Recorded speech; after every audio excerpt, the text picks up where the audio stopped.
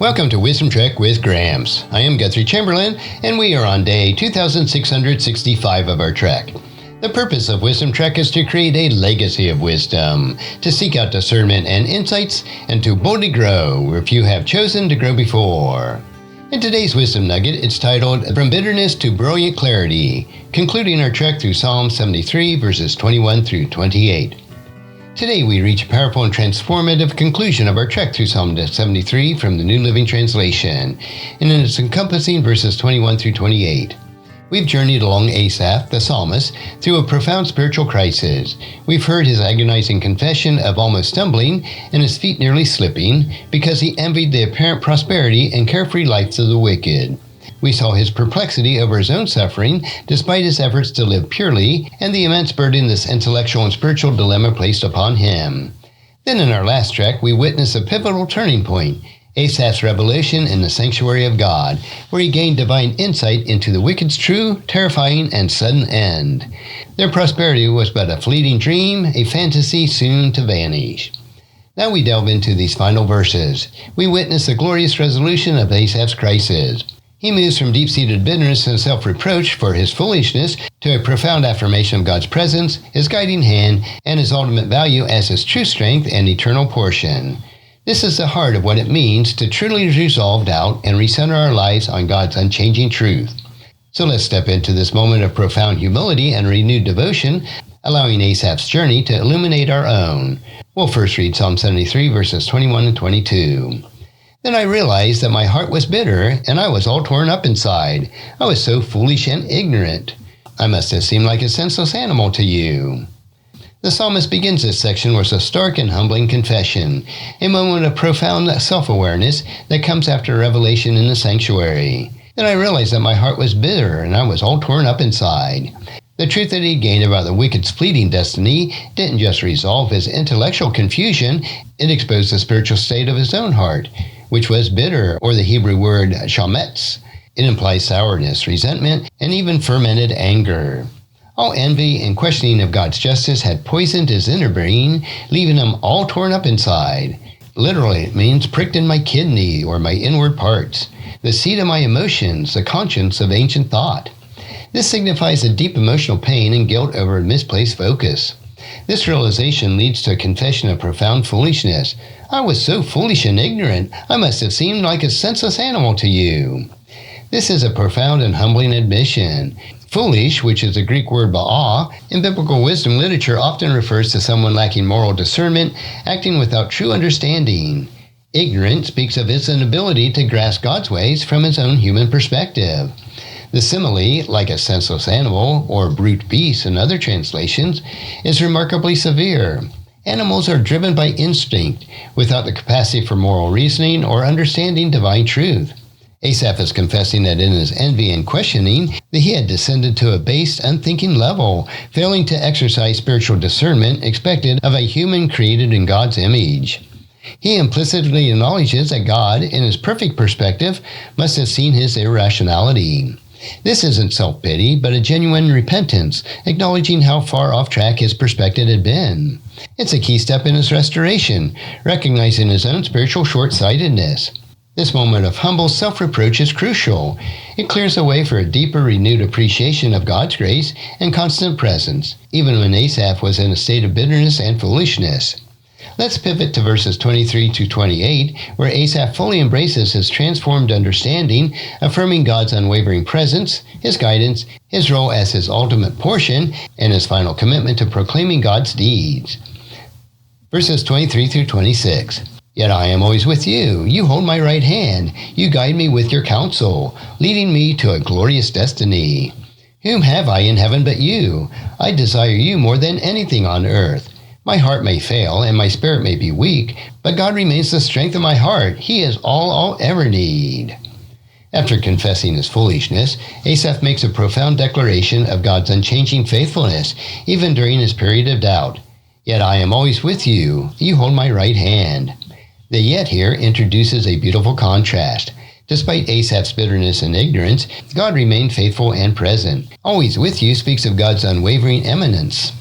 And the image of God holding his right hand is one of intimate guidance, support, and protection. The right hand is often associated with strength and favor.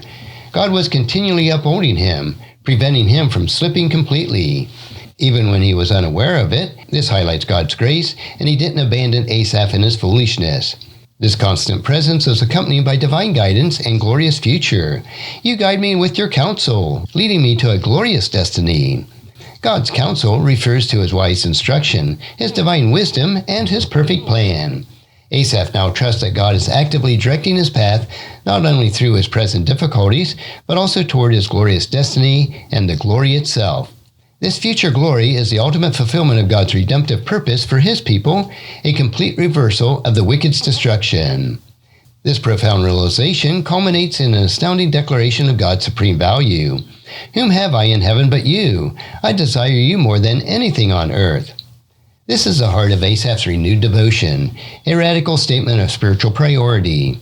He recognizes that there is no one else, no other being, worthy of his ultimate desire, neither in the heavenly realm or in the earthly realm.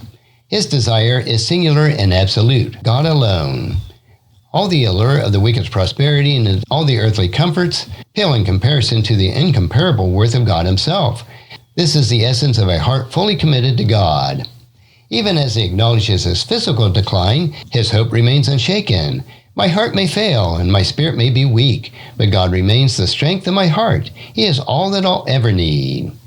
This is a mature acknowledgement of human frailty. My heart may fail, literally, my flesh and my heart may fail, speaks to physical deterioration and emotional exhaustion. He knows he is not impervious to the weaknesses of the body and spirit.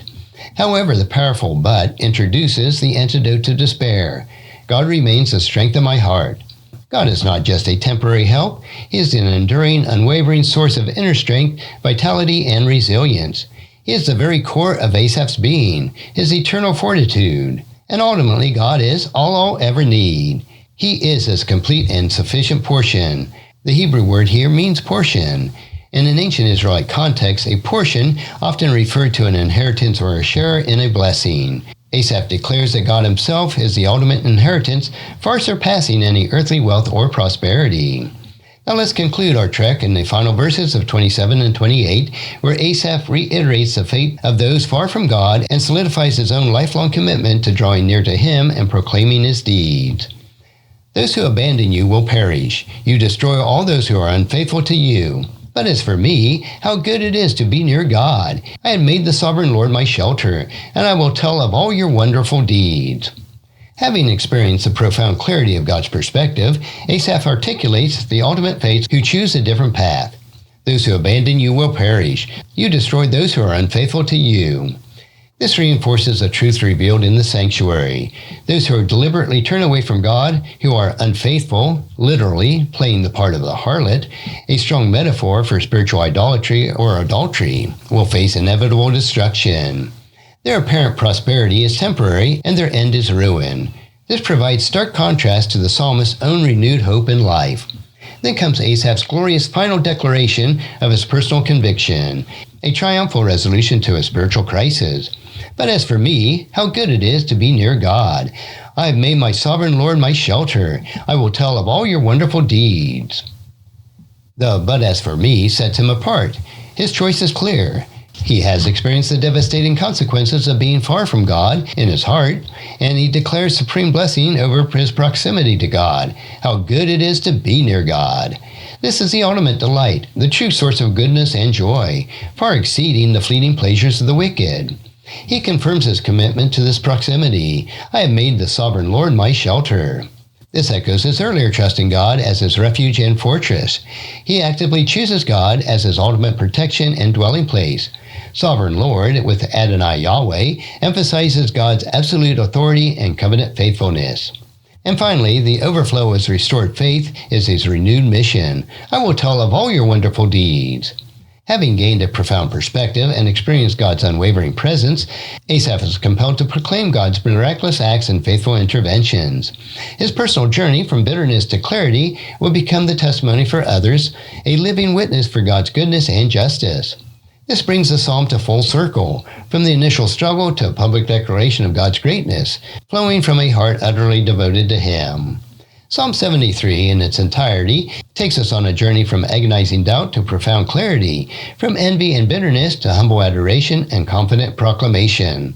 It's a timeless testament to the power of God's presence to resolve our deepest spiritual struggles and redefine our ultimate good. What profound wisdom can we draw from these concluding verses for our Wisdom Trek today? Well, firstly, Asaph's confession reminds us of the danger of bitterness and self-pity and the necessity of humble reflection when our hearts are troubled. True wisdom often begins with acknowledging our own foolishness in God's sight. Secondly, the psalm beautifully illustrates God's unwavering presence and support, even when we are ignorant or bitter. He holds our right hand and guides us, even when we feel like senseless animals. His grace is constant.